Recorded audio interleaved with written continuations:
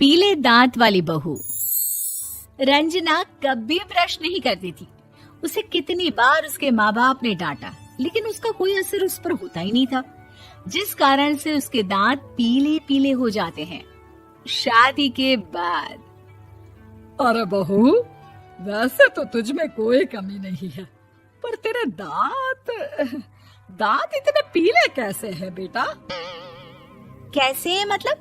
कोई सर्जरी थोड़ी ना कराइए। वो तो क्या नाम, मैं ब्रश नहीं करती थी तो पीले हो गए। अब क्या करूं? आप कहे तो लाल करवा लूं या फिर काले? यार ये क्या है, क्यों माँ से लड़ रही हो? लड़ रही हूँ? अरे मैं लड़ रही हूँ या ये बोल रही है कि दांत पीले हैं, पीले। अरे तपस्या थोड़ी ना की है इन्हें पीले करने के लिए। बकायदा ब्रश नहीं किया है 20 साल तक, तब जाकर। छी, कैसी बात कर रही हो? ये उस वक्त तो पीले नहीं थे जब हम लोग तुम्हें देखने आए थे। अरे तब साफ करवा लिया होगा डेंटिस्ट के पास जाकर। अब देखो कैसे पीले पीले लग रहे हैं। रंजना सास की तरफ गुस्से से देखती है। फिर शुरू हो गई पीले पीले पीले। अरे पीले तो तब भी थे जब मेरे हाथ का रसगुल्ला उड़ा उड़ा कर खा रही थी और बोल रही थी, लड़की नहीं गुणों का खजाना दे रहे भाई साहब आप। खैर, अब वो लोग करते भी तो क्या करते, पीले दांत वाली बहू पल्ले पड़ी थी तो झेलना तो था ही। एक दिन कीर्तन में रंजना गाना गा रही थी। अरे कमला बहन, माँ का द्वार है, यहाँ तो सब शुद्ध होकर आते हैं, फिर अपनी बहू को ब्रश भी नहीं करवाती तुम। दूर से पीले पीले दांत भक्ति में बाधा उत्पन्न कर रहे हैं। अरे कोई 2 साल के बच्चे थोड़ी ना लेकर आई हूँ मैं बहू बनाकर। अच्छी खासी लड़की है, अरे कैसे करवाऊं ब्रश? ये तो उसे खुद करना चाहिए ना। अब माँ बाप तो इसके जैसे तैसे निपटा दिए, ये नहीं सोचा कि सास कैसे संभालेगी। सास बहू को लेकर घर आ जाती है, लेकिन सोच लेती है कि अब इसे लेकर कहीं नहीं जाएगी। अगले रोज बहू कहती है, अरे क्या हो गया, मंदिर नहीं जाना क्या? कीर्तन का वक्त हो रहा है। मेरी मधुर वाणी से कान्हा जी जागते हैं और सोते हैं। आप तो जानती है ना उनकी भक्ति में कितना मन लगता है मेरा। वो क्या है ना, तबीयत ठीक नहीं लग रही है मेरी, आराम करूंगी मैं। तबीयत ठीक नहीं लग रही? अभी तो मिथुन के गाने पर नाच रही थी आप, और अब बोल रही है कि तबीयत ठीक नहीं लग रही। अरे भक्ति में मन लगा लो सासू माँ, ऊपर जाना है, क्या मुंह दिखाओगी आप? हाँ? सास को बहू की बात पर गुस्सा आ जाता है। मैं क्या मुंह दिखाऊंगी, इसकी चिंता तो ना कर, समझी? अपने मुंह की चिंता कर, जो ये पीले पीले दांत लेकर हर जगह पहुंच जाती है। पता है लोग कितना मजाक बनाते हैं। ना जी ना, मैं नहीं जाना कहीं तेरे साथ। तो ये बात है।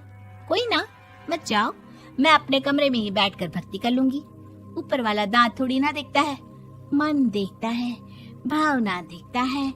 और अरे बस बस, तू सब कुछ दिखा, बस ये सफेद चमकदार दांत ना दिखाना किसी को, है? जा यहाँ से। बहू को सास की बात का कोई फर्क नहीं पड़ता। वो तो जैसी थी वैसी ही रह जाती है। सुबह नहाकर किचन में खाना बनाना, फिर खाना खाना, कीर्तन भजन करना और सो जाना। एक दिन, माँ जी मैं सहेली के घर जा रही हूँ, शाम को लेट आऊंगी। हाँ हाँ तो जाना, मैंने कौन सा तेरी आरती करनी है घर पर बैठकर। रंजना सहेली के घर जाती है, जहाँ वो पार्टी में जाने की तैयारी कर रही होती है। अरे शिखा, कहाँ जाने की तैयारी कर रही है? मैं गलत वक्त पर आ गई क्या? अरे नहीं यार, उल्टा सही वक्त पर आई है। मैंने ये साड़ी और ज्वेलरी निकाली है यार, शाम को इनके ऑफिस की एक पार्टी में जाना है। बताना कैसा लग रहा है ये सब? नहीं यार, इस ड्रेस के साथ तो वो वाली ज्वेलरी अच्छी लगेगी। हाँ हाँ सही बोल रही है, मैंने ध्यान ही नहीं दिया। वैसे तो हमेशा से मस्त फैशन सेंस रखती है। तो बड़ा जाती होगी ना पति के साथ पार्टी में। रंजना कुछ नहीं बोलती, बस सोचती है कि यार काश ये बात सही हो जाती, पर मैं क्यों नहीं जाती पार्टी में? क्या इन लोगों की कोई पार्टी होती नहीं होगी? रंजना घर आती है और रात में पति से सवाल करती है, एक बात बताइए, आप मुझे किसी पार्टी में क्यों नहीं ले जाते? क्या आपके यहाँ ऑफिस में पार्टी नहीं होती? पति बेचारा क्या कहता कि दांत पीले हैं तुम्हारे इसलिए। अरे कोई पार्टी होती नहीं हम लोगों के ऑफिस में, तो कहाँ से लेकर जाऊं?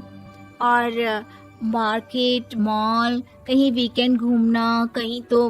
अरे यार सारे हफ्ते में एक छुट्टी मिलती है, तो सोचता हूँ कि आराम ही कर लूं। क्यों? रंजना मन मार के रह जाती है। पहले कभी सास के साथ मंदिर जाया करती थी, लेकिन वो भी सास ने ले जाना बंद कर दिया। घर बैठी बैठी रंजना बोर हो जाती है।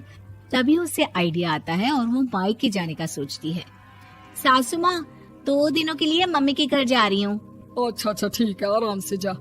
और हाँ, माँ से कुछ अच्छी आदत सीख कर आना कि कैसे शरीर के हर भाग की तरह दांतों की सफाई भी जरूरी होती है, समझी? शुरू हो गई ना आप। वो लोग आपकी तरह नहीं है कि छोटी छोटी बात का बतंगड़ बना दे। उन लोगों के लिए मैं मायने रखती हूँ, ना कि मेरे पीले पीले दांत। रंजना माँ को बिना बताए उन लोगों को सरप्राइज देती है, लेकिन जैसे ही वो दरवाजे पर पहुंचती है, अंदर देखती है कि घर वाले कहीं जा रहे होते हैं। अब माँ, काश रंजना दीदी के दांतों वाली प्रॉब्लम नहीं होती, तो वो भी हम लोगों के साथ चलती ना बुआ जी की बेटी की शादी में। हाँ बेटा, लेकिन अब उसे कौन समझाए कि उसको उसके पीले दांत नहीं दिखते, लेकिन उसके आसपास के लोगों को कितना एम्बैरेसिंग फील कराते हैं।